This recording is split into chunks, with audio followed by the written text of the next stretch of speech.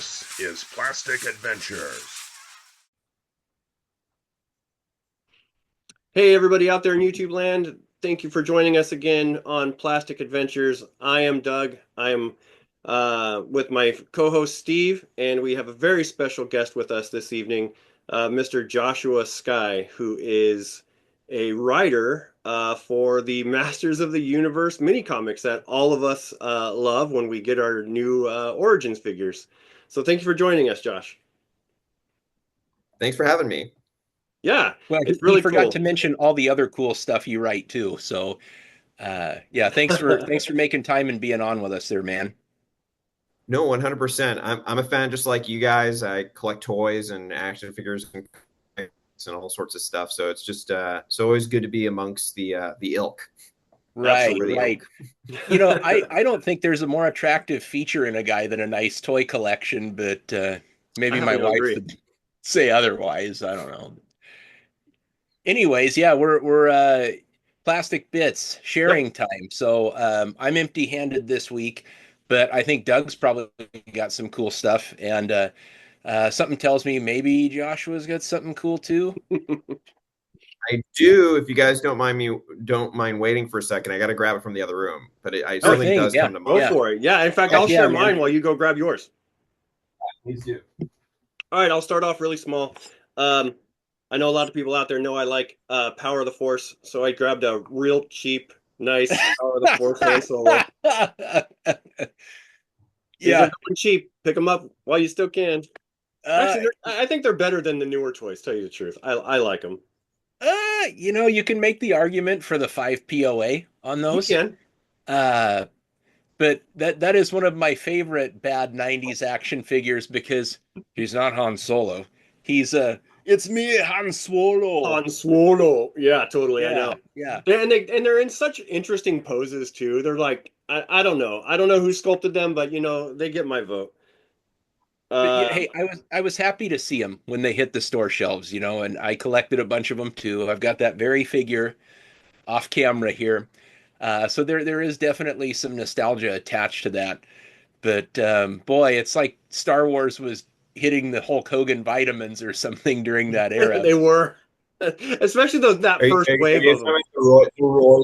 the roided Kenner 90s Star Wars action figures? Those are great. I grew up on those too. Those are awesome. Yeah, Luke's Yeah. got a chest like Khan. Just nice big pecs. He spent lots of time working out on City Alpha 6. So, yeah, no, 100%. Yeah. Only upper body, no legs. Just bench pressing Jawas out in Tatooine. That's Okay, so awesome. I picked up another great nostalgic little figure here, Mr. Oh, Captain sweet. Power. Nice Captain Oh, Power, cool. dude. Yeah. This one made it. The one I ordered before, the Lord Dread got lost in the mail somewhere. I don't know where he's at. Somebody's happy with him though. I think they're playing with him. Yeah, so how's the VAC metal? Is it all intact on that? Oh yeah, yeah. He looks really good. He's in good condition. Great, great. I picked up one of those a couple of years ago with the Power Station, and that thing has no volume control. It's like the loudest accessory that you've ever seen. And it lights up too, right? So it's It got does, lights yeah, and sounds. yeah.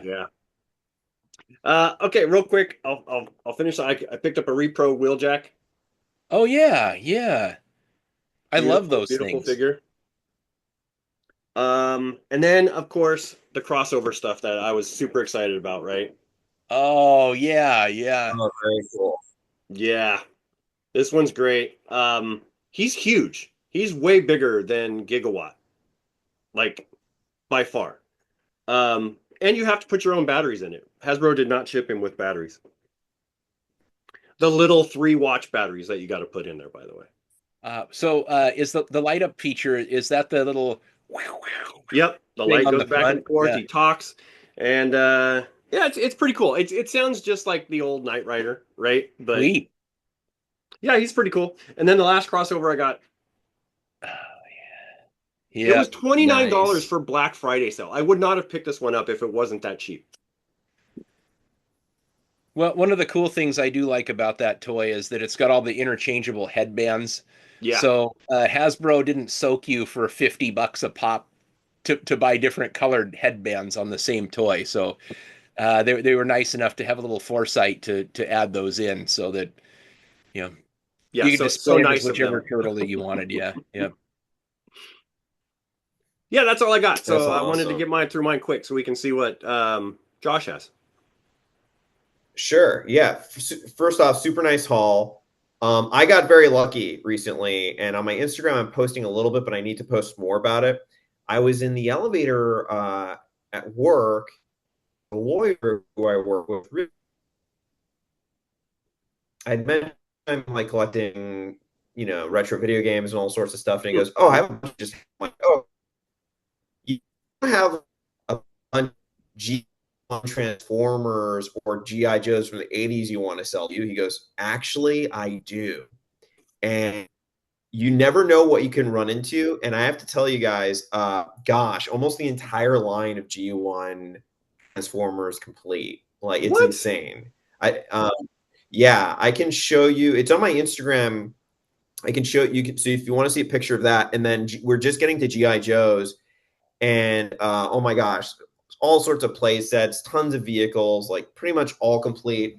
And there were 3 baggies of weapons. So Oh my goodness. because this is so much stuff, he brings it to work. So he just the other day gave me a bit of action figures. So these are all like original Joes. Oh my right goodness. here. I don't know if you guys can see. So that all looks so I have like beautiful. a lot. Yeah, they're in great shape. So there's a lot of weapons. He also had Motu stuff as well from the like first few waves of Motu. So I've been going through those. I'm just showing the Joes because the latest. So all sorts of got figures here, and really great stuff. A lot of figures I always wanted. A lot of and the weapons, which I don't have with me. They're elsewhere in another room, but I think most of them, majority of them, are complete. So it'll be really Strato Viper. fun. Yeah, it'll be a really fun task to put all these original guys together. These O-ring figures, so they even got their like headsets and stuff. So it's been really cool. Very nice. So G1 Transformers, GI Joes, Motu, and then he does have. We're gonna get to a Star Wars part of his collection, which I'm really excited. I think he mentioned he had. What's really sad is like his collection's amazing, and he took very good care of stuff. I mean, there's nothing in the box, but that's okay. Like, I don't have to have everything in the box. It's just cool to have these guys complete for the most part.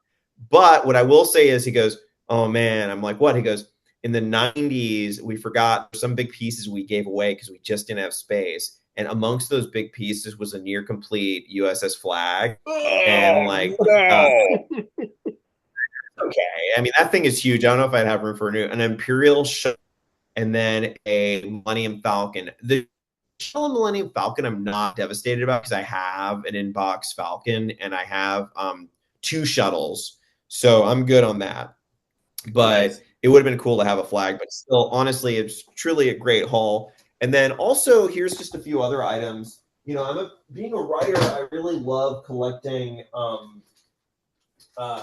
science fiction magazines and short stories. I feel like it's a really good way to become a better writer, is to read a lot of short fiction. So sometimes you rediscover parts of your collection. And at my mom, in my old room at my mom's, I found all my Asimov science fiction magazines. Sweet. And honestly, they practically give this stuff away, and the stories and the quality of the stories in these things are just utterly incredible. So for anyone who loves reading comics and science fiction, I definitely say check out short fiction, check out stuff like Asimov science fiction.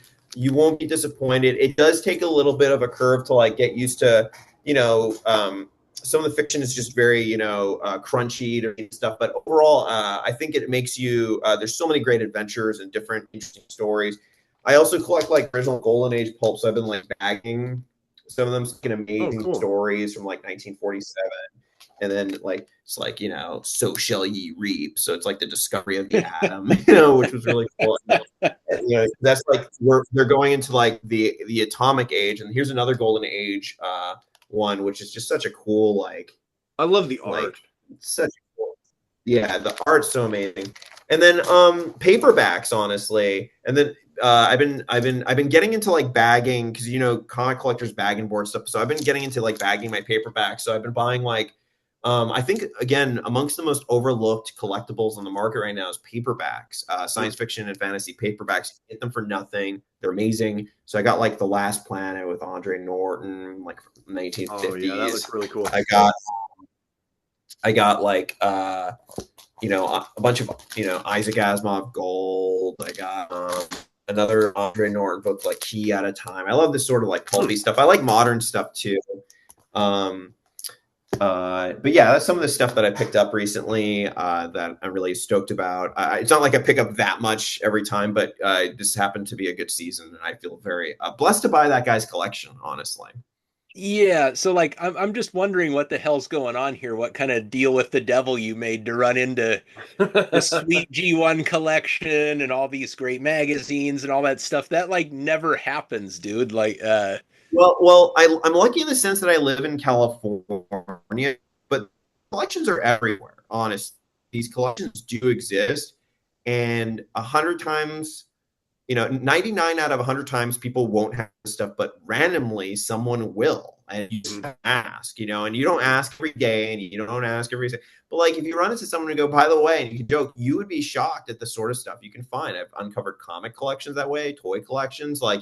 And generally, if people get that you care about this stuff, which if you check out my Instagram or your Instagram, we do, right? They go, oh, well, they just want to find a good, That's true. So like this comic book store, the toy stores, which we should all support, they come across this stuff for a reason because it's out there, and people bring it to them. So, you only have to get lucky once. I've learned. Like, I'm not in the business of like flipping toys or anything like that. Like, I want a collection for myself. So sometimes you can, if you just kind of are patient and, put it out there, you. I've been on message boards before, like old club. Like, does anyone have G.I. Joe? Like some older member back in. Like, yeah, I do. Or like, oh, my cousin just gave me all their G.I. Joes. I don't know what to do with these. And you can work out a deal. You can work out all sorts of stuff. So the two lesson of the day is the power of the ask. That would be funny. That's right. Yeah. Right, the power of the ask. But it's you ask, and you sometimes you find really cool stuff. Yeah, the closest I do know all about the power of the ask. Whenever Steve and I go to toy shows, I always say, hey, is that the real price, or can I offer you this? And most of the time they're going to be like, yeah, you could offer me that. And I walk away with a really good deal. Yeah, that's stealing Doug for you. Sometimes he brings you over to show you something that you've wanted a long time, and then parlays that into a good deal with the same vendor for something he wanted. All right. So we are approaching our quick break time. So we are going to go to our break, and then we will be right back. Awesome. The Saga of Crystar, a fantasy world of crystal warriors, demons, and wizards. Good wizards like Ogiodi, evil wizards like Zardek, and underworld demons like Moltar. You captured Ogiodi! Each figure with a crystal prism that makes everything look like this. Goodness and right, evil and might, the winner is out to you! The Saga of Crystar collection. Each figure sold separately by Remco. Airlandia, the Air Raiders command post prepares for the Tyrant's Dragonwind attack. Hit him with everything we've got! Thunderclaw, launch! Remote missile, flare! Hold on to your helmets, men! Launch glider! Fire! Good shot! Launch claw! Launch storm dagger! Their armies at the command post! Run, fly! Air Raiders command post and claw and Tyrant's Dragonwind, each complete with figures. Power Gen 67 scores! Phantom Striker scores! Interlocker scores. Interlocker? What's that? A new Lord Dread device. I don't believe it. Interlocker zeroes in on a TV target, fires invisible beams, and scores. And keeps score. Or you hit. Interlocker scopes out the XT7. Score! Or be hit. The power of the future is in our hands. We'll see. Captain Power figures and vehicles sold separately. All right, we are back from our commercial break. There will be some pretty cool vintage commercials in there. I don't know which ones they'll be, but I'll find some pretty good ones. All right, well, so we're just going to jump into our toy mill portion of our show. This is going to be one great big show. We got a lot of good stuff to cover. So we're just going to jump into it. All right, Josh? Sure. All right. Okay, so the first one, I'll start this one off, Steve, because this one's pretty funny. Sure. All right. So you know how you said last week that there were the leaked pictures of Slice and Dice, right, for the classified versions? Yep. I think I know where this is going. So guess what was leaked earlier? You know what this one is, right? Crystal Ball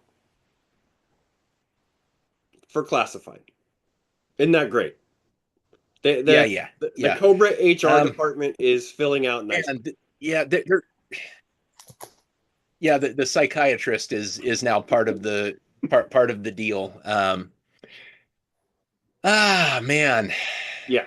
You know how I feel about the peg warmers, but for whatever reason, like every time Hasbro does one, they're amazing. The most obscure, like awful peg warming figures, and every time they get a classified version, they're super awesome. They rock, they kick ass. Joshua, do you get much into the G.I. Joe classified? Is that in your like sphere of stuff that you look at for collecting? Unfortunately, no, because there's only so much space I have. I just moved in. That's why I don't have awesome setup yet behind me. I'm still like filling it out. But basically, I don't do classifieds because they're like oversized. So I try to stick to certain size of figures. And I already have quite a bit of the original vintage 80s G.I. Joes. And I think I've just tried only so much space and time, I would say. But I do love the 80s G.I. Joes in general. Yeah, so I'm kind of in the same boat. I've very selectively kind of cherry picked the classified line, but you just see some characters when you were a kid. Nobody wanted Voltar. Nobody wanted Crystal Ball. Nobody wanted Sneak Peek, and nobody wanted like guys that just like hung there on the shelves. Frag Viper, and you just think it's going to be a total bomb. Ninja Force, for Pete's sake, right? And here Hasbro goes. It's like, well, hold my beer, because nothing they've produced has been a craptacular figure yet, but. Like they're really going deep on some of these obscure characters with classified. So I did see the prototype for Crystal Ball. It was a headless prototype, and they somehow made that get up with the fur look really cool. So they did. It actually, he's good. I think he's going to look pretty good. He's going to be right there with what's his name, Raptor, which we were like, oh no, they can't make Raptor cool, and holy cow, did they make Raptor cool? Yeah, honestly, I figured that would be on your list there. No, it's kind of funny how like some of these obscure characters from these different franchises, when they were first came out, people weren't thrilled about it, but then later on they get like weirdly nostalgic. Like I've been collecting New Adventures of He-Man figures from like the late 80s, early 90s, and I love them. I think they're so cool. They're really fun, and I'm like, oh man, I wish I collected this more when I was a kid, Yeah. But they're really fun. I like them. Yeah, anime He-Man, right?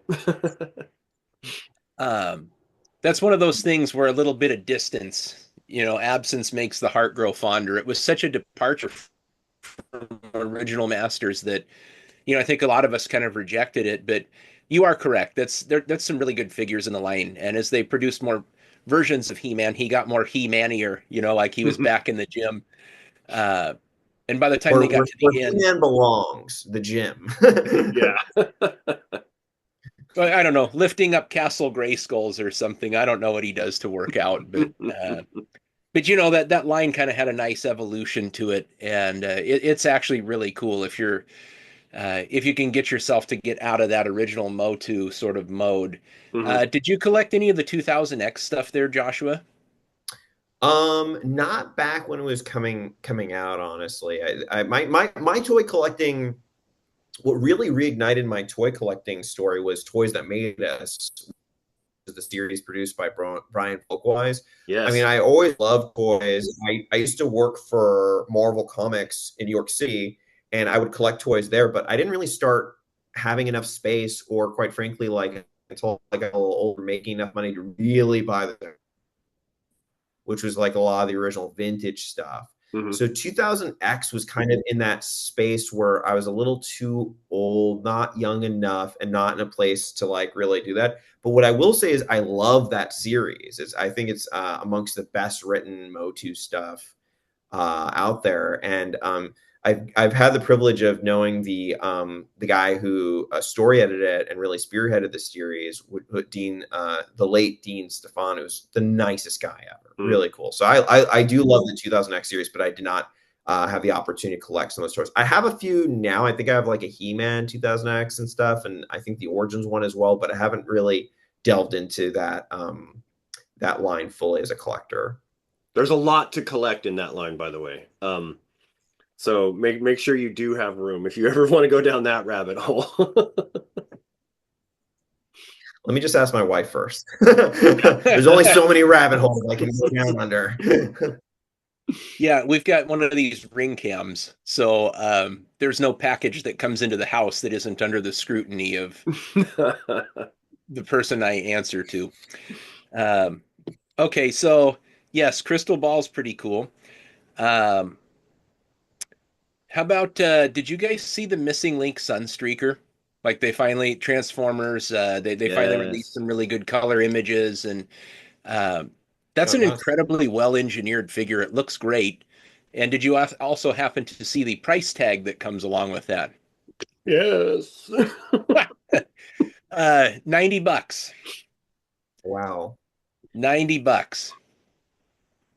He looks pretty good though. Wow. Oh, it's crazy good. Super articulated. Is this like a masterpiece edition, or is this a No, like what line? So this is called the Missing Link Transformers, where this is where Hasbro released a lot of the models, digital models for the old G1 Transformers, and then they were taken and given more articulation by other third-party makers, right? So, but also I think Hasbro still sells them, right? This is Takara's product. So it's Takara. So Takara does these. So they've taken the old molds, like the old G1.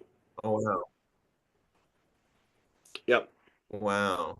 Yeah. So they're I have modern articulation. That's really cool. Yeah, I bought the Optimus Prime, and it was about $130, and which is a little, like an import collectible. It's not super high, but man, it's not until you get these things in your hands that you just realize how premium they are. Places where they were decals are now all molded and painted details on the figures, die cast, and they've got a good heft, and the molds are super crisp because these ended up being all new tooling. It's not like they went back to those old worn out tooling sets and added to it. So the Sunstreaker looks awesome. He comes with a little Diaclone driver guy that goes inside of it, probably with the magnetized feet like the original ones. But boy, like if you thought that Bumblebee and Cliffjumper were a little steep at like $40-50 a piece, you got to want a Sunstreaker pretty bad to spend $90 on a like deluxe size figure. Yeah, damn it, Takara, take my money. yeah. So next thing on my list, did you see that Mattel has their Masters of the Universe New Eternia Skelecon exclusive figure out now for pre-order? I did. I like that they're digging deep. Yeah. Have you seen what this guy looks like? He's got that massive, like, long skull with the horns. Yep. And he's got that nice blue Skeletor skin hanging off. He looks pretty cool, man. Yeah, I do like that they're really kind of like pulling back to the cartoons. This new subline of Origins, the cartoon series, is kind of breathing new life into it. I'm really enjoying the releases.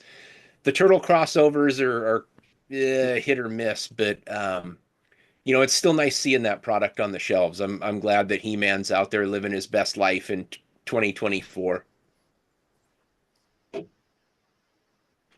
How about you, Josh? Do you know about that Skelecon character? Yeah, no, I saw the images online in the news, and I thought it looked really cool as well. What's weird about Motu is that like I was collecting Origins, and then all of a sudden I was working on Origins. Yeah. So like to me, I have like kind of a different like view of it where I mean I love it all. I remember seeing Origins first time and being like, is this from the 80s? Did they like mistakenly like put this on the because I hadn't read the news at the time that Origins was like doing any of that or that Mattel was doing that. So I was just blown away when I first like slid into the toy aisle and saw them. But yeah, I saw the images. It looks really cool. I'm stoked. I'm biased though. I do love everything that Mattel is doing, and I do love. I'm not writing the Turtles mini comics or working on the Turtles portion of the line, but I think they're doing a great job over there. Robert Rudman's writing those minis, and he's fantastic at everything he does. So I really love everything they're doing. Well, I think you're going to be hard pressed to find a couple of bigger marks for Masterverse than Doug and I. Very true. Like we contend that's got to be one of the best collector lines on the shelves right now. So yes, Mattel is like knocking it out of the freaking park with these lines. I'm so glad Masters of the Universe is back in the limelight.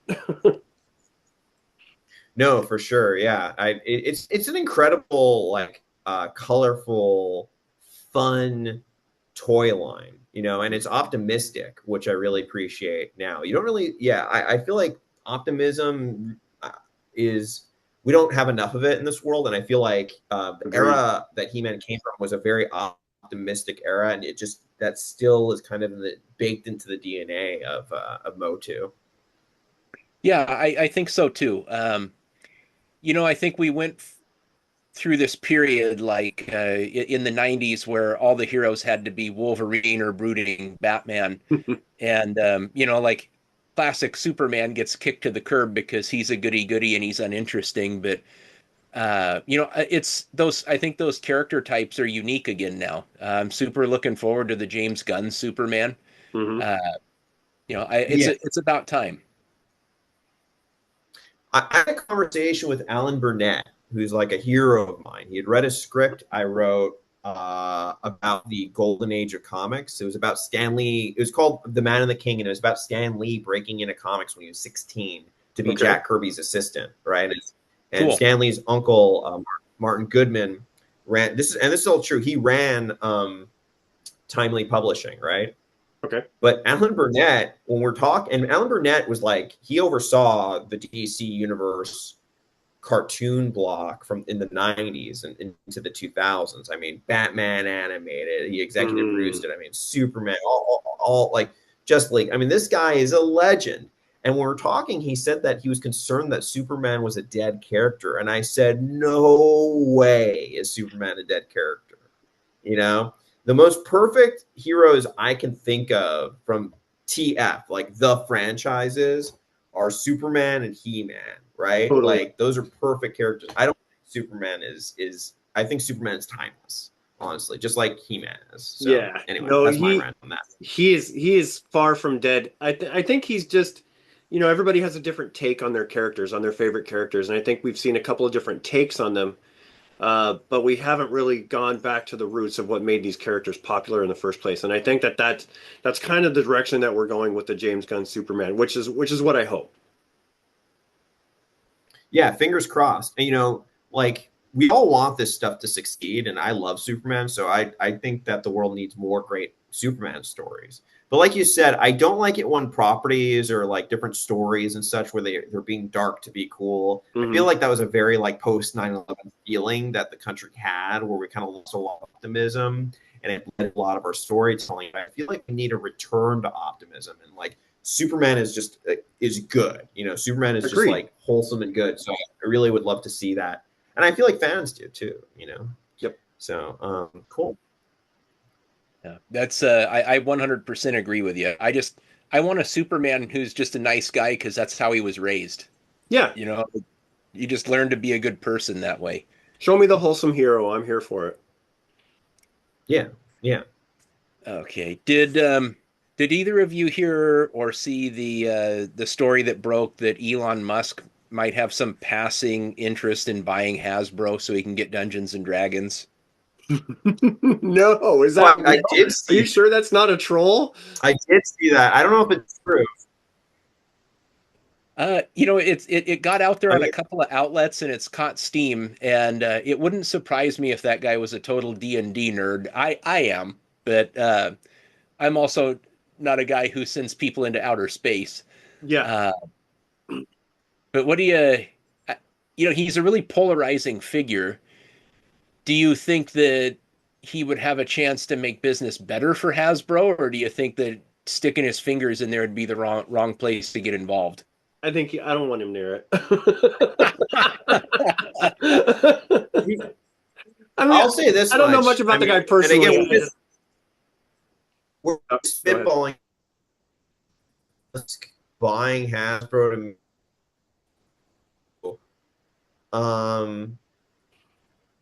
I would imagine I'm like my science fiction like light bulb would go off in my head, and to me, like he would be for him to buy that company. Like, yeah, maybe he'd buy it for D&D, but I could see that guy wanting to make smart toys. You know, like the sort of stuff in the sort of stuff from like Ray Bradbury or like Art AI and AI the film, which is based on a short story called I think Super Toys Last All Summer Long was the name of the story. But he probably wanted to design, if he bought a toy company and developed his own, might be avenue into robotics.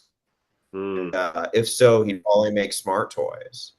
I mean, would you want a platoon of GI Joes or Transformers that were smart enough to like really interact with at that degree? I don't know. I saw that movie Small Soldiers, and I know what happens. Right. But now, if you make toys that play with each other and there's no imagination involved, have we not taken a huge step back with the whole point of it? I think so. I think toys are an excuse to use your imagination, honestly. Right? Like each one is kind of like a totem or like a passport into what X is, right? And for me, like, I think I got into Rifle because it's a form of toy making, if you think about it, or storytelling is, right? But I really feel like the toy is an excuse to let yourself go into whatever universe that is. Not that the toys are cool. I love toys, and I think they're beautiful occasions of whatever they represent. But no, they're passports to imagination. Is how I see them. But you're right. I think it would if they became too real. It's not really fun. It's just something. It's evolved into something else altogether. Right. Yeah. I would Elon Musk buy Hasbro for D&D? I wouldn't be surprised. I wouldn't be surprised if he just bought it from them too. He has enough money. Lord knows he has enough money. I know. I don't think he's going broke anytime soon. That's for sure. So, we live in interesting times right now. But I'm in the camp where like, I don't really want to judge Elon for who he is or anything like that because I don't know him. I read news, but you never really know someone. But he has certainly achieved some incredible things technologically. That where he's landing rockets. It's the stuff out of pulp science fiction. We live in really incredible times. So I'm optimistic about it. But who knows if he buys D&D? That would be interesting to say the least. Did either of you guys hear that one of the potential Transformers collaborations coming up would be with the NFL? That doesn't surprise me. No. That one's kind of a hot off of the presses kind of a deal. I just saw that piece of news today, but I think the collaborations have been really hit and miss. Have you seen the Street Fighter Transformers crossovers? I didn't like them. It's a bit of a stretch. Yeah, they're a bit of a stretch. So I'm not sure what they would do, but there's some talk that like it could be all of the franchises to some degree, but there's no prototypes that have materialized. I mean, we're assuming that it's probably just going to be repaints of existing toys. So maybe the Seattle Seahawks could be scrap heap because they're constantly falling apart. I want the best for them, but I mean, come on. I feel like there's there are a lot of gimmicks and stuff being tried out, but I feel like what Mattel's doing right, you know, and again, I'm biased for sure, but but objectively, I think what they're doing right is they still put copy on the packaging, and they still put mini comics and stories in stuff like Motu. Because I feel like when some companies do crossovers, right, they do a crossover and there's like no story with it. Like with the Ninja Turtles of Grayskull, and there's a story, there are mini comics with that. So there's almost like you can build that out and expand the line and do cool stuff, and it doesn't seem like stretch or something like that. But when you just have kind of like a crossover with no story, no copy on it, you know, that's when I feel like it's harder for fans to be like, okay, where is this coming from? You know what I mean? So I feel like copy is kind of like, and if you guys collect 80s toys, copy is like a lost art for these toys. Oh, you know, we should keep these cards that have story. It doesn't cost these companies very much to have someone, you know, do a little bit of art, you know, and then write like a background so that you can become attached to these characters and give an excuse. When you just kind of have like, you know, it gets pumped out, you're kind of like, all right, but what is this built around? Well, exactly. So like Transformers did a crossover with Converse of all things. I don't know if you remember that, Steve. And everybody's comment literally was, why are we doing this? Where is this coming from? What does this mean? Yeah. What was the character's name? Cash Grab? Yeah, that would be funny. But yeah, so I mean, but you know, Hasbro has been doing really good with the crossovers when it comes to their 80s properties. So when we're doing crossovers with Ghostbusters, crossovers with Knight Rider, crossovers with Back to the Future, and even Top Gun and Jurassic Park and all these other ones, those are the ones that I think that people are like really gravitating towards because they know the story of both of the franchises. But when you're coming out of something that doesn't have a story, Transformers is about like a robot transforming into a vehicle. Vehicle from one of these franchises, you're like, oh yeah, that makes sense, right? But I feel like something like Street Fighter is a bit of a stretch, as you mentioned. Yeah. Trust me, you see them and you'll feel that way 100%. All right, so the last one that I was going to talk about, I just saw it today. McFarlane, I think, is doing a really bang up job on on his DC Universe figures. They are doing a series of cover recreations from comic books, but they're doing it with their fully articulated figures. And probably my favorite cover of all times is Dark Knight Returns, the silhouette of Batman against the lightning bolt. Let's try that again. Sorry. That's okay. So we were talking about McFarlane doing a series of comic book covers, and he's doing it with his articulated, 7-inch figures. And they showed the Dark Knight Returns Batman today. And for me, that's like my favorite comic book of all time. That one cover, I think it was like out of the mini series, like the second issue or something, where you have the black silhouette of Batman in front of the lightning bolt. Yeah. I don't think it translates very well. Like this figure is done in a grayscale, and I don't think that's one of them that goes very well from 2 dimensions into 3. And it's yet another McFarlane Dark Knight Returns Batman with just a little bit different paint job. So I'm wondering how many times they got to sell the mold to get their money's worth out of it, because the first one was great. Yeah, that was actually on my list to cover. And it was one of those where I wasn't quite sure how far they're going to be able to go with that series for McFarlane. But McFarlane is really doing really good with their figures. Absolutely. I think they're some of the best figures on the market today. But then you get the figures like we're talking about this, and then you see the gold label Superman, where it's like they're like two completely different ideas, and one of them is like heck yeah, and then the other one is like I don't know what's going on. Yeah, it's like the 7-inch scale page punchers where they try to do the comic inspired shading and stuff on them. Some of them just don't translate very well. Yeah, I think they're just trying, honestly. They're trying to make new variations, and I think they don't always know what's going to really land with people. And so often, sometimes the most unexpected things do. So they just kind of have to see What sticks? what sticks, you know. But as a collector, I'm kind of like, how many Batmans can we have, or how many, you know what I mean? Like, how many of the same figure can you like? Which one's going to really, Don't ask that hit the, question, like- Steve. Yeah. You remember the Batman Returns line, right, from the 90s? That gave us the neon yellow Batman. That gave us the red Batman. The Batman in the weird checked barbecue suit thing that he had. There's lots of variations. So, unfortunately, Go ahead and ask Steve how many Optimus Primes he has. Well, that's Yeah. Optimus Prime. Yeah. Come on, that's I mean, Optimus Prime. I have many He-Mans and many Skeletors and many Optimus Primes myself. So I get it. I was going to say they never did one as silly as a neon Optimus Prime, but there's been like 12. So, yeah, that's disqualified, right? Right. Okay. Well, what about you, Joshua? You see anything cool out there that really sparked your interest recently? Like as a collector? Yeah. Heck yeah, man. Or just anything. Yeah.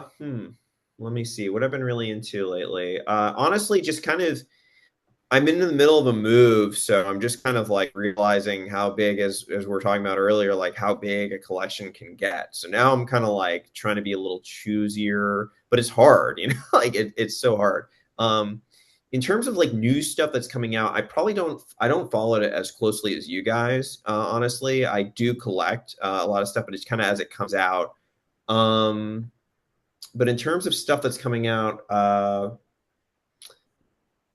mainly just kind of I'm trying to just nail down this 80s collection right now. That's what I'm trying to do. So just kind of phase that in. And also what I've been really into actually, and maybe you guys can relate to this, is also appreciating the collection I have. I know that sounds corny, but I've been into like beautifying my collection.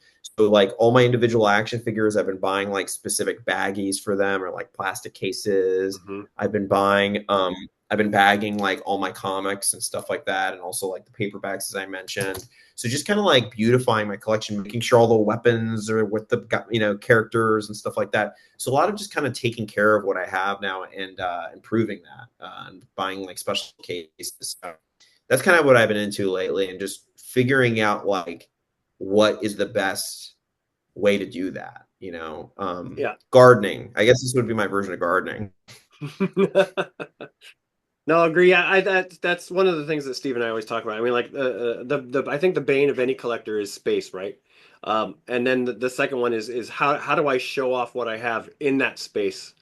And that always seems to be, and I love seeing all the different creative ways that people do that.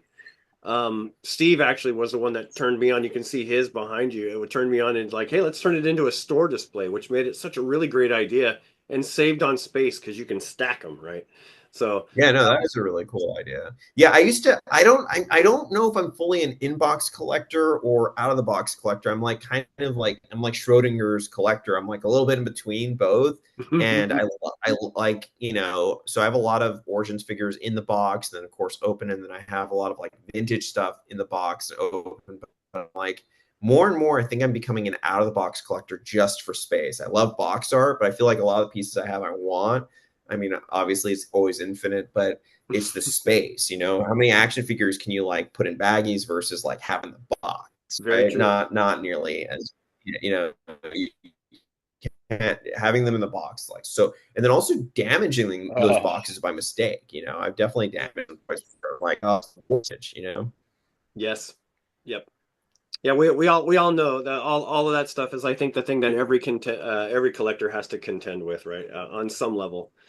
So whether it's books or toys or cars, like it all comes down to space and display, I think. Yeah, that's one of the rules I'm kind of stuck with. I typically don't buy anything that I can't display.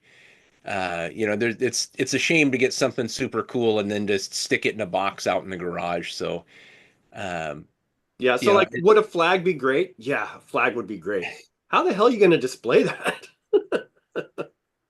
I know, but my wife won't go for it. I'm going to kick her out of the 400-foot addition that we put on over the garage and put my stuff out there.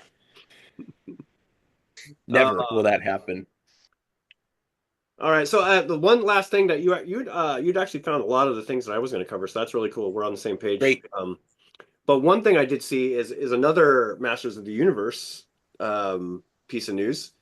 Did you see that Idris Elba was tapped to play Man-at-Arms?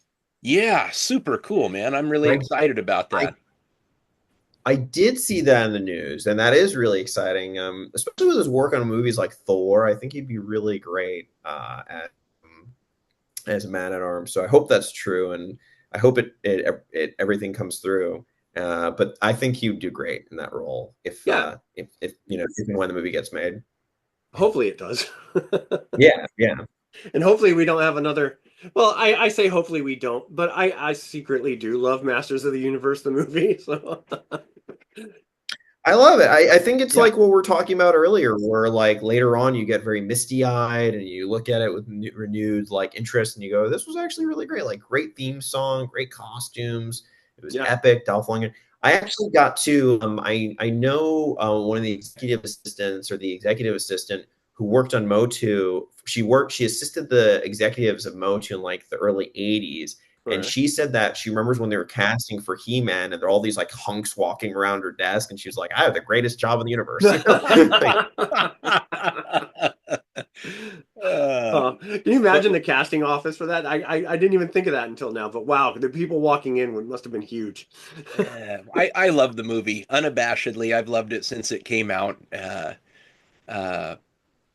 But yeah, I'm hoping. It seems like they're getting a lot further along in the process this time. I mean, we've got our He-Man, we've got our Evelyn, so hopefully we got our Man-at-Arms, and we just got to keep plugging ahead. I mean, if Henry Cavill can get, Voltron going, then come on, we can get He-Man.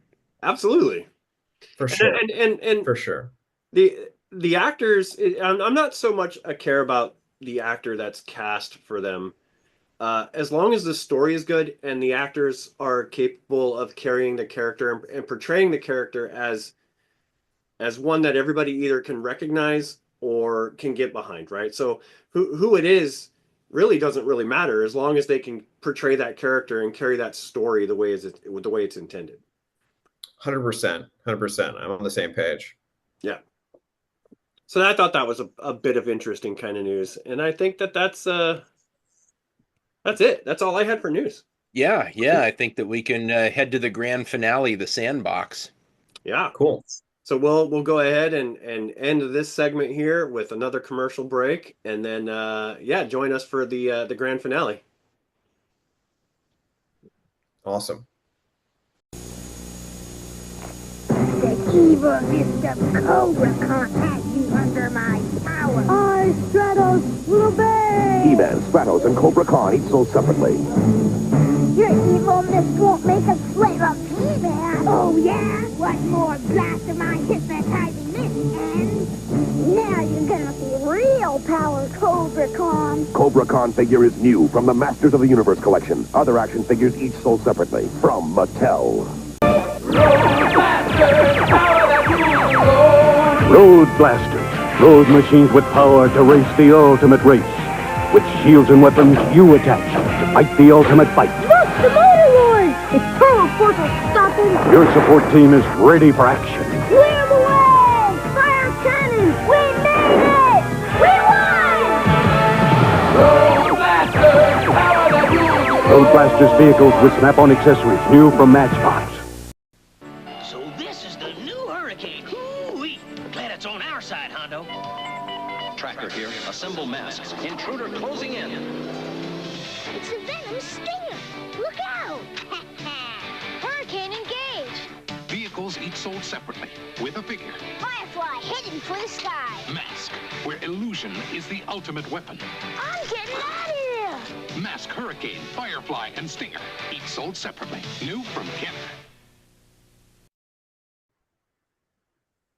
Hey everyone, we are back from our break and we are getting on to the good stuff now. If you have stuck with us this long, it's going to pay off because now we get to talk about the sandbox portion of our show where we pick a topic and hopefully we don't beat it to death. Right, Steve? Rightio. And in honor of our guest today, we're going to be talking about Masters of the Universe. Just a little bit about the origin, the lore. It's a special topic for Joshua because he's currently writing the mini comics from Masters of the Universe Origins, and I think he's got a deep down love for the franchise, so it should be fun getting some of that perspective. Where do you want to start there, Doug? Do we want to have the Roger Sweet versus the Mark Taylor debate, or yeah,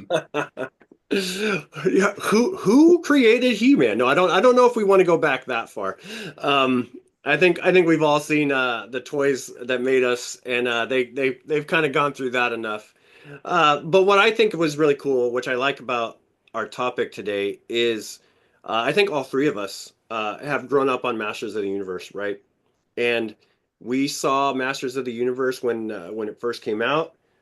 We saw what it looked like, what it felt like, and then over the years we've kind of grown up with it, right? We've seen it change and evolve. We've seen different iterations of it. And some of them have been really good, and then some of them maybe, I don't know, maybe some of them haven't been really good. But the point is that the brand is still here and has evolved over the years.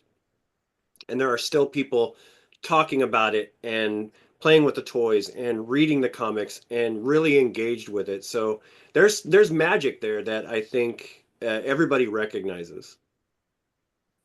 Yeah, 100%. There's a reason why, the big five stick with us so long. It's the characters and how they engage us. And Masters really had the chore of ushering in a whole new era of the way that toys were marketed to us. The restrictions were lifted, so it was the first cartoon that could be based off of a running toy line, the whole half-hour commercials deal.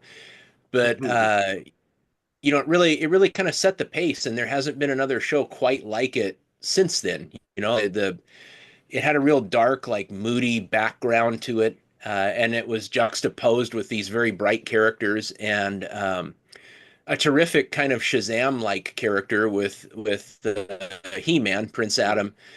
The kid who's trying to live up to expectations, and sometimes it's a little too crushing, and then he suddenly finds his super sweet sword and turns into Superman. So it's a really cool story. A lot of us were Prince Adam at some point.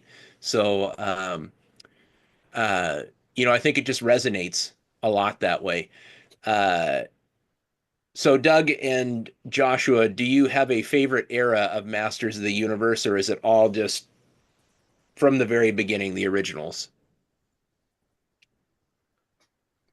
I actually love them all. Doug, you go first. Yeah, I love them all. So when I think about, I think about Masters of the Universe through a lot of its different iterations. I love the Filmation era of He-Man. I love the what was it, the Star Comics, and when Marvel had them for that little bit of run. Those were really cool. And then we get into the New Adventures of He-Man. We get into Masters of the Universe 2000.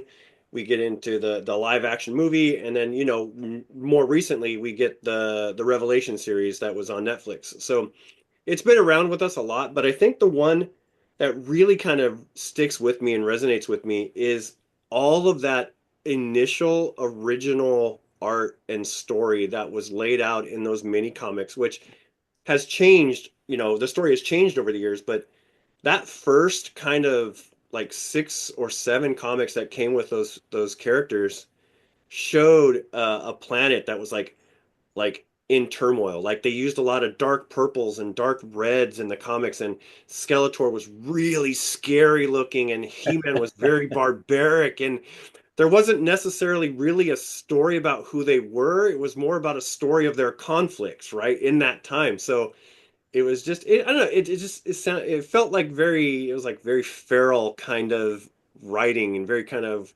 visceral type of world, which was very different than the Filmation we got, right? Like that was so different than the comics. But the mini comics that were first given to us, I think, laid out a completely different world that I don't think we've ever really gone back to. Yeah, I agree with you. Yeah,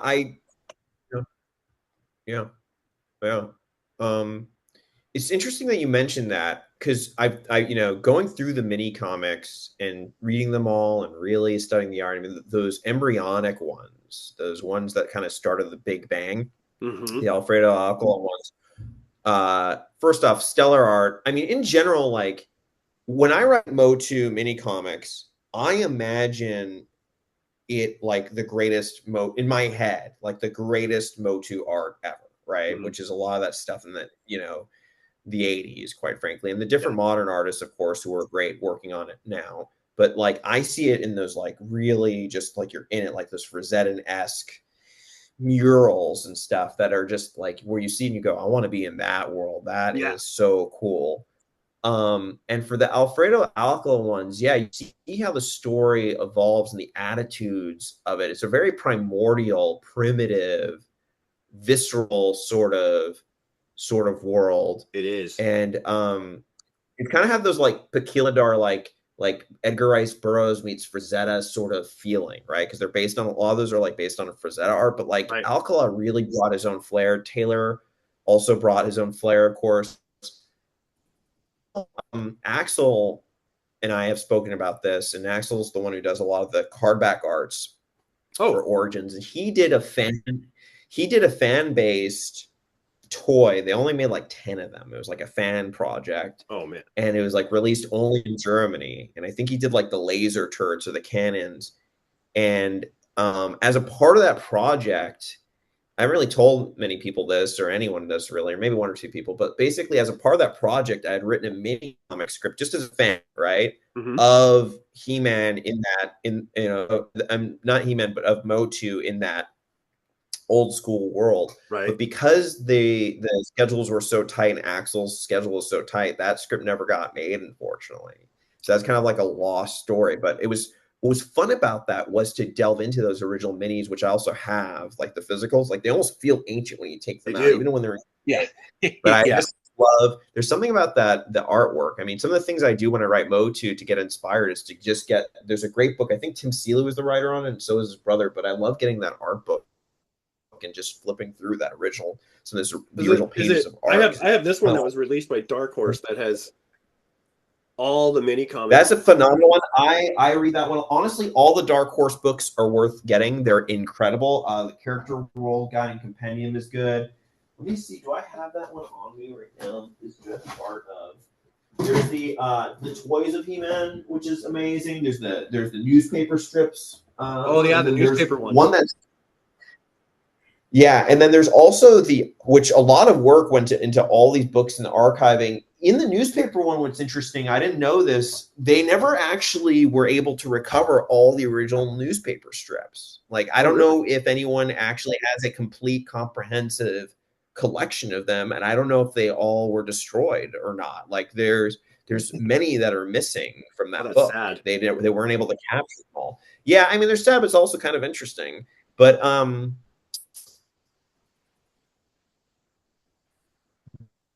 the Art of Master Universe is, I believe, the title of the book. That's an incredible book. But all the Dark Horse books are like, every fan should have them. They're the amount of work and archiving. Motu is a property that has had a lot of luck when it comes to having archivists in general, like people who are really interested in compiling this information. Germany, I got to go to Grayskull in Germany, and I think it's called Motu Mag or Motu Mag. Oh my gosh, the archiving over there is incredible as well.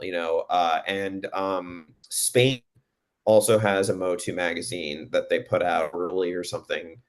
Again, amazing stuff. So there's just a lot of really great history that's being chronicled in all of these. What I've been into lately that you guys would appreciate, I think, is America wasn't the only place to make Motu comics in the 80s. Like Motu was licensed to multiple territories.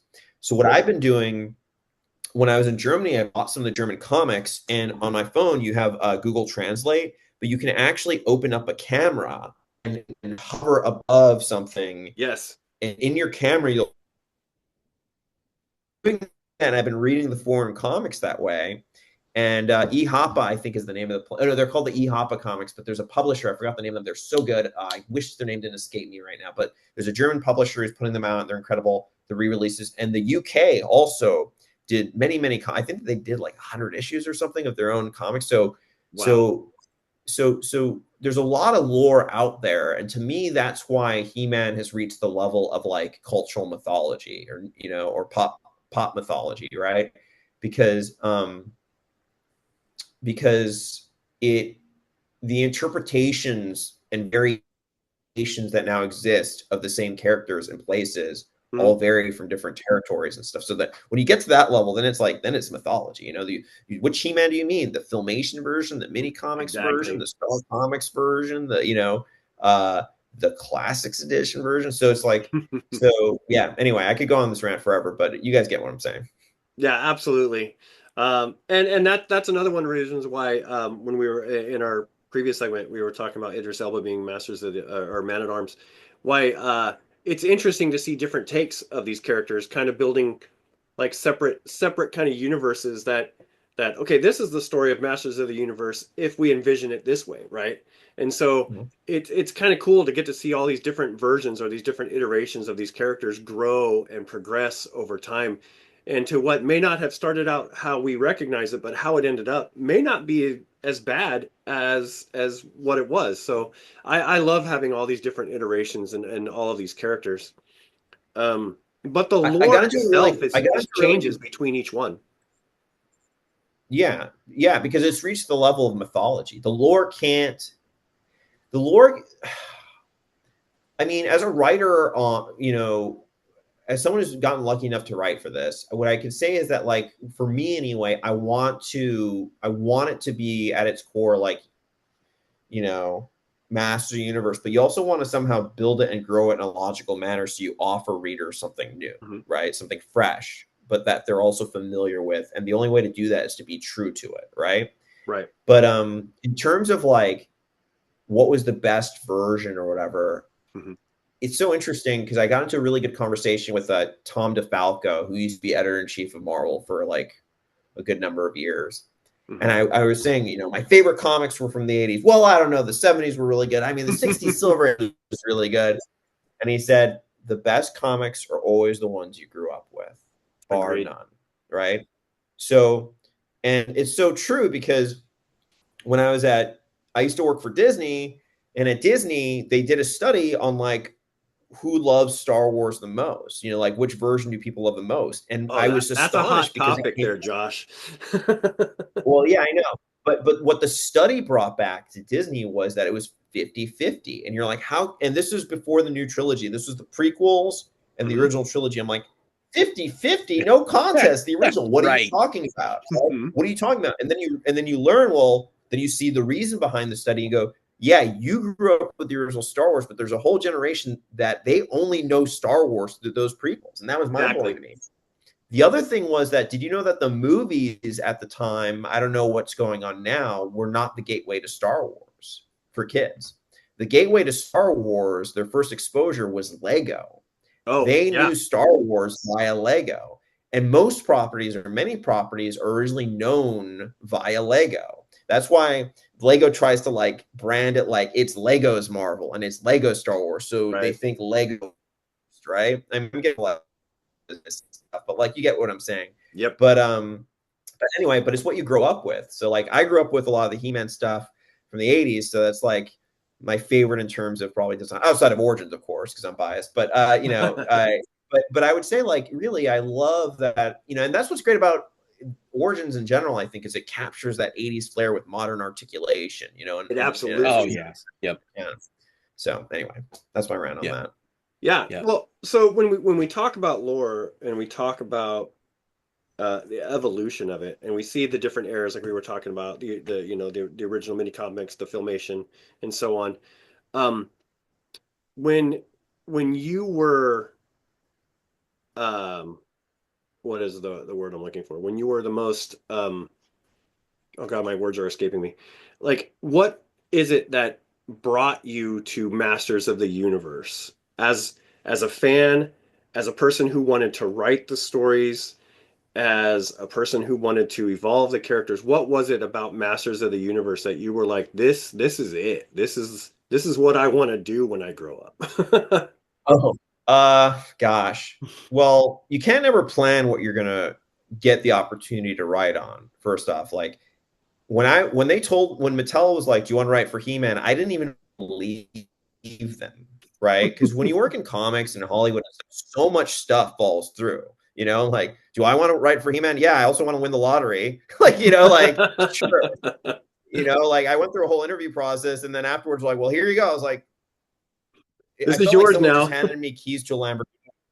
Yeah, I feel like someone handed me keys to a Lamborghini and they're like, don't scratch it. And you're like, what? And they walked away, and I'm like, oh my gosh, I can't believe did I just steal this by mistake? Like, Yeah, what no happened, pressure, right? no pressure.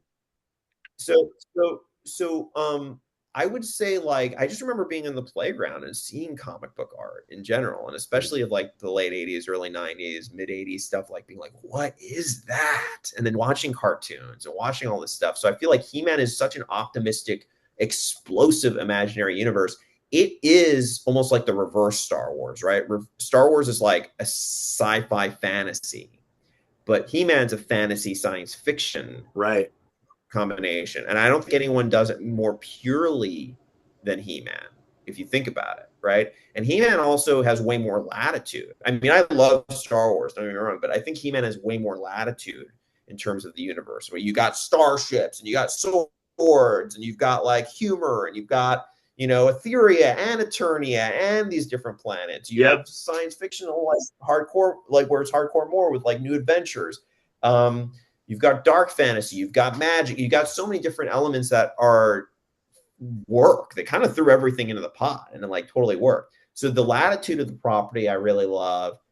Also the optimism behind it. Like there's, like we had been talking about earlier, I don't think there's more of a pure character in like comics and fantasy and science fiction than there is like Superman and He-Man, quite frankly. But I feel like that He-Man has more of a perfect villain against himself than Superman.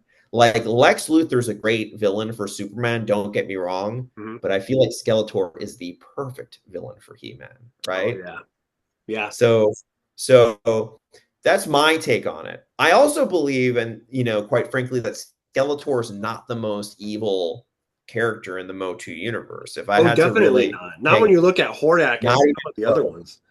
Way more evil. Yeah, way more. In my opinion, I can't speak for Mattel. I can't speak for any other creatives. Just me as a person, as a fan, I do ultimately think Hordak is far more evil than Skeletor could dream to be. Quite frankly, Skeletor is evil. Don't get me wrong, but Hordak is evil. Yeah, you know. You know, that's kind of we a little thing that we got from the 2000X series was sort of a backstory on Skeletor. In the 80s, you're just like a villain, right? Like you twist your mustache and you know, it's like Dr. Evil. But giving him a little bit of a fleshed out story where he was the one that was disregarded. He should have been the one that would have been following up and, you know, becoming a king, but he was different. He looked different. He thought different. And, you know, Randor was this golden boy that everybody just loved. And, right, you know, the jealousy that drove him toward what he did, it really kind of added such a great dimension to the character because, you know, like evil for the sake of evil really only has a certain amount of mileage that you can get out of it. But when it actually kind of makes you sympathetic to him and to some degree or gives it some common ground with him, then I think it made a huge difference. He's still evil. Yeah, I think Skeletor. Yeah, no, Skeletor is an incredibly compelling character.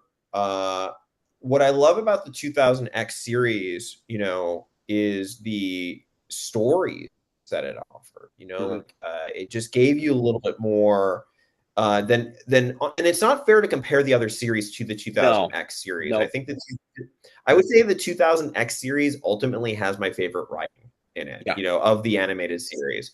I love the animated series now. That what's unfair is they just don't get as many episodes, right? Yeah.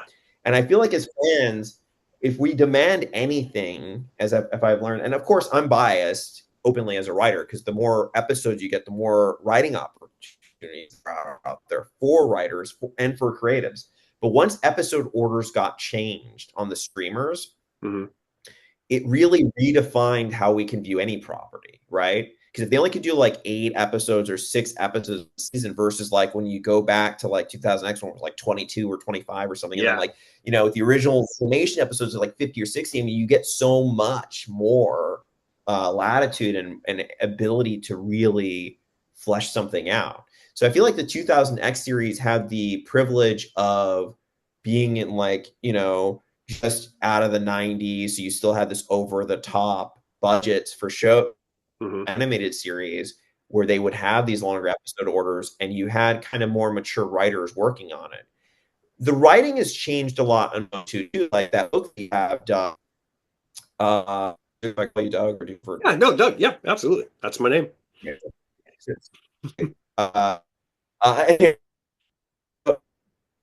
Doug's,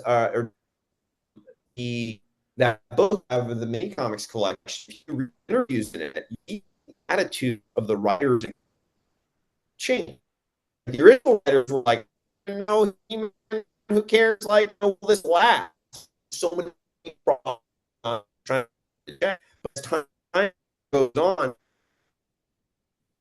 He-Man, fans were the ones who were hired. So then you get to guys like Tim Seeley or me or Ted Pistelli, and we're like, I can't believe I'm working on the tall. Like, I can't believe I get on He-Man, right?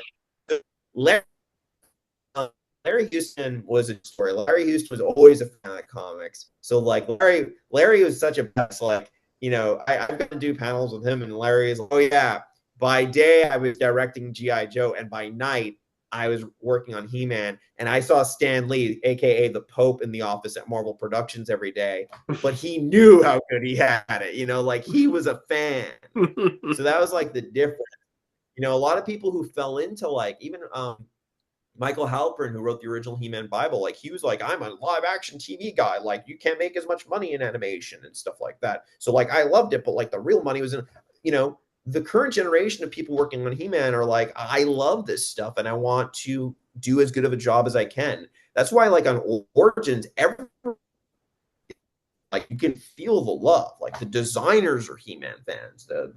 The guys and the men and women who are drawing the board backs and doing all the art, the design on everything, the sculpts, like they all love He-Man on every level, you know, and same thing with the mini comics. So that I feel like is the kind of difference between some of the original creators and the current generation working on it. And Mattel really understands like what they've got and are good at protecting it because they care about it. Like the people working on He-Man all care about He-Man. You know, they're like you and I, like they grew up loving this stuff, so they want to do right by it, which is cool. You know, nothing is worse than when something as precious as one of these worlds falls into an executive's hand where they don't care about it. They didn't grow up. Why they have it? You know. Yeah, I know exactly what you say, and like I said, franchises and franchising. The franchise keepers these days are a hot topic with people, and so it really is nice to see that Mattel is a very good keeper of the franchises that not only that they started, but that they're stewards of still to this day. For sure. So, what was the first issue that you did? Let's talk a little bit about you and what you did. So what was the first mini comic issue that you did for the Masters of the Universe Origins line? I was brought in on Wave 11, and it was at the start, the first story was part of the Rise of the Snake Men waves that they did, and my story was Rise of the Snake Men. And as I had mentioned, I had no idea I'd be working on this. It totally fell in my lap. I was writing for Heavy Metal Illustrated at the time, and writing a lot of my own original science fiction stories and comics and all sorts of stuff, scripts. And basically, I remember, like, by the way, when I realized, oh my gosh, am I really getting this? They're like, can you turn in the first thing like on this date? And the date sounded oddly familiar. I'm like, sure. And then we logged off, and then I'm like, that's the date I'm getting married. So they were like, and I have pictures of me. You can check on my Instagram. Like when it first started, we're like, I'm at like I'm basically writing He-Man during the writing, like during the wedding reception and stuff. Like I'm trying to like crack this thing. And there was a learning curve. There was a learning curve to writing He-Man too. Like what I learned about writing He-Man early on was that like we had talked about earlier in our conversation, a lot of these properties today are like, you have these conflicted characters and stuff, but He-Man knows that He-Man is good. He-Man is very confident in that, and that's really powerful. A lot of characters don't have that. Like Norm Macdonald has a great joke where he's like, yeah, I'm tired of all these conflicted superheroes. Like Batman is like, who's more evil, me or the Joker? And it's like the Joker by a long shot, no contest, right? And I feel like He-Man doesn't have that problem, which is really refreshing. Like, Right. He-Man has a very defined sense of what is good and evil, and he is good. So that's cool, you know. Anti-attorney, He-Man is evil, right? Actual evil. So you get it, right? So that's cool. You don't have these unnecessary like gray zones, and not that gray zones aren't unnecessary, but for certain elements of He-Man, I feel like they are. And again, I'm just speaking for myself. I'm not speaking for, you know, like this is canon or anything like that. This is just my feeling as a creative. Sure. You know? Yeah. Yeah. So Wave 11 was when I started, and I've been writing the mainline Origins comics ever since, for the most part. Yeah. So I wanted to bring up one of the comics that you wrote, and I think it's really, really good. And I'm thinking these are yours because, so the Mask of the Magi. Yes, that was mine. And Wizard's Vizard. Mm-hmm. Mm-hmm. Those are like 1 and 2. They're like they're not like just random bits of comics. Like these two stories fit together, and they're a great callback to the episode of Masks of Power, which I absolutely love. That we're kind of bridging. I love that you're doing this. That you're bridging the gap now between what was the comics, what was the cartoon, and what was the old lore of Masters of the Universe. And you're kind of bringing all these little throwbacks. So how do you come up with these ideas? Do they give you free reign? They're like, hey, Josh, just do what you want. Or do they be like, hey, can you kind of make this fit? Or what's the process in that? So honestly, like I've been, you know, Robert Rudman is the guy who I would say he's the copywriter for He-Man, and he does an incredible job. And he also has written many of the stories. He wrote, I believe, all the stories up to Wave 11. He's the one who's writing for Turtles of Grayskull, and he's like the coolest guy. And I've gotten to work with him. And when I have an idea or a script, I'll like tell him about it. And he's the one who's the Mattel guy who's like, oh yeah, that's cool. Or, oh, you know what I mean? So like, and he really gets it. You know, everyone at Mattel has been really cool. So I studied his stuff. I studied the copy on box, which he writes, which I love. I think of the tone. Honestly, like Mattel has been very cool about giving us latitude. We're being true to what He-Man is. So I try to do my homework. Like for me, I can't talk about everyone's process because I try to do all my homework. That's the Magi example, and every figure and wave is different. What accessories are going to be there, and I knew they wanted the story that somehow built around that episode or an excuse to have that artifact in there. And everything else was kind of just a story that I came up with. In a way, I think the mini comics are harder to write than many other mediums, because you have 6 pages that can basically take 6 panels each, max, with about 2 lines of dialogue per panel, right? So you only, and that's maxing it out. So if you want to do a splash page, or if you want to do less panels, or you have to be really conscientious. And luckily, I'd written a lot of short stories and read a lot of comic shorts, so that was like dojo. But I try to tell as great a story as possible in that space. And a recent epiphany I had was that the original Batman story in Detective Comics, I think 27, and I believe it was 1939. That was a 6-page story. So look at the legacy of Batman. And honestly, the story did not age that well, but like a 6-page story, look what that was for. So I feel like every mini that I get to write is an absolute privilege. I feel absolutely blessed that I get to write it. And I try to make the most opportunity. I try to tell the best story possible. Some of the Germans at Grayskull Con who run Mit-Mag were like, so like, why do you always tell stories that's over the moon? And I'm like, what do you mean? They're like, over the moon, like it's over the top, like, you know, wow, it's like gotta be epic. And I'm like, to me, He-Man should be an epic story. You know, It's Masters of the Universe. What else would it be? Come on. Universe, not Masters of, like, you know, Exxon Mobil on like the corner of New Jersey. You know, like anyway. So no, but they have their own point too. And what he was trying to say is like telling smaller stories, which I think should count for something too. But that's another topic. But anyway, so yeah, just try to do my homework. And I, you know, it's so funny. I try to write lore in that makes sense and build on it in a way that I think makes sense, that I feel like is true. Because if it's true, then it's honest. And if it's honest, I feel like readers will get that, right? Like my goal as a writer is first and foremost is to just tell a great story.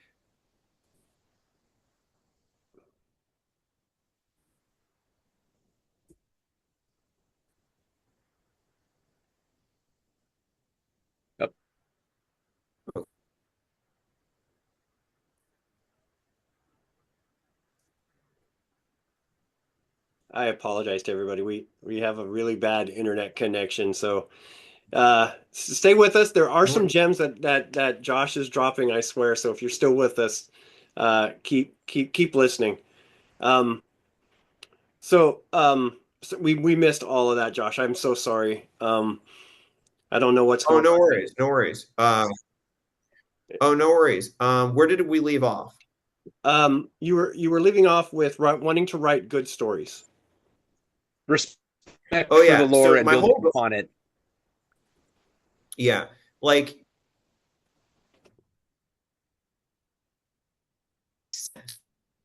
hopefully that I'm wrong. And I just want to be true to what story I'm telling. I feel like if you are around in a way that you care, and you know, stories that can move He-Man writers. I'm you guys. So I want you guys to be happy because I'm one of you. Well, I can tell you. So just using those two as an example, the Mask of the Magi and the Wizard's Vizard, you did a very good job of writing that story and connecting it to the Masks of Power, and making it so that way that story, those comics, were a continuation of that episode and that story in that universe. So I think that the people who are reading that who are fans of Masters of the Universe are going to be easily entertained, because they're going to be like, oh, that's that callback. That's that great episode that I liked. And then you just kind of build further into it and on it. So I really like that you're doing your homework, and that you're taking it very seriously as you can take a comic book, right? So Josh, if you're still with us, are you there?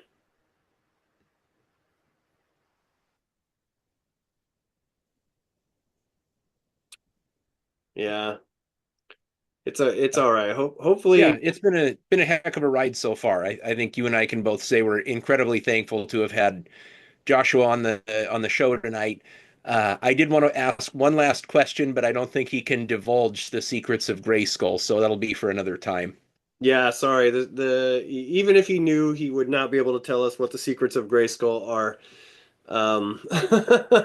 That's we'll have to join the ranks of Skeletor to find out what the real secrets of Grayskull are behind that jawbridge.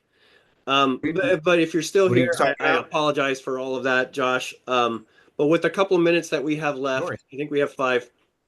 Can you tell me what your favorite one to write was so far to date? What was your favorite comic that you were like, oh, this is it. This is what made it all worth it?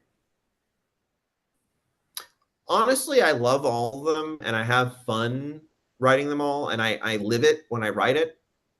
So that's a tough question. I think I love Order of Frogmonger. I had a lot of fun writing that adventure. I had a lot of fun writing the 2 adventures you hold right there. Oh my gosh, A Poison from the Stars was a really fun one. The one with Mossman. Yeah, Mossman was really fun. Many of the adventures I've had a lot of a great time writing, honestly. So it's really hard to say, but I would say those are amongst my Those are some of amongst my favorites. The one for Rock On was really fun. Spear of Eternity. I love coming up with the titles for them too. Extendar. That was one of my favorites. Terror. It was the adventure was called Terror of the Technomancer. That was a really fun. Oh, that is fun. I don't think I don't have Extendar, so I don't have that comic, but that sounds really fun. So a quick plug while I got you guys, and you can watch this on your TV, which is great too. Go check out the YouTube channel Master of the Mini Comics, and the guy who runs it, his name's Rob, and Rob adapts all of them into animated episodes, filmation style, all the mini comics. You can watch it on your TV. Oh, nice! Voiceover acting, and they're beautifully produced. You could check out all those stories and more, and even he's even done it for the '80s ones. And some of the modern comics. I will figure out how to put a link for that in the YouTube when we our YouTube channel when we load that up, so people can go check that out. Follow him. His name's Master of the Mini Comics. Really nice guy, and he's a friend, and I'm plugging him because he does great work, honestly. And you guys would love his stuff for sure. I have no doubt. All right, so with the last couple minutes that we have left, I'd like to say thank you very much for agreeing to be on our meager little podcast. It was nice to have you. And to kind of get a peek behind the curtain, so to speak, on some of these these comics and the lore that comes along with our favorite characters. Thanks for having me, guys. I just want, if there's anything I want to say, I'm one of you guys. I love comics. I love MOTU. I love all of this stuff. So Steve and Doug, thank you so much for having me. And if you like something, let me know. And if you don't like something, let me know, because I just want to do better, honestly, and just tell a great story as much as possible. And I can say with confidence, everyone who's currently working on MOTU that I've met feels that way. So yeah. Yep. So where does everybody go to find you? Feel free to please follow me on Instagram at Joshua Skyrider. So that's at JOSHUASKY Rider. It's just my name and the word writer. And then also some of the stuff that you guys can look forward to there will be more He-Man adventures to come, which I'm excited about. And also I should be writing for the latest, newest reboot of Heavy Metal Illustrated. And yes. I also have a collection of short stories that a publisher just made an offer on. So if you guys want to check out my science fiction, definitely feel to reach out. And then there's a comic book that I'm working on with the RoboCop and Starship Troopers, which are like my favorite movies. So we're working on a graphic novel, and the artist is his name's Livio Raimondelli, and he's one of the main artists for the IDW Transformers comics. We're really excited. It's been a long time in the making. It's going to take longer, but we're excited about what we're cooking up. Oh man, that all sounds so really good. I can't wait to see any of that stuff. All right, we are at the end of our time. So Steve and I, thank you very much to our viewers. Thank you for sticking with us. Sorry for the technical difficulties, but really there are some gems in there, so please keep listening. Come visit Steve on the Facebook group, the Plastic Adventures Toy Group, and me on Instagram, the Toyman80s. And like always, we will see you all in the toy aisle. Cool. Mahalo, guys.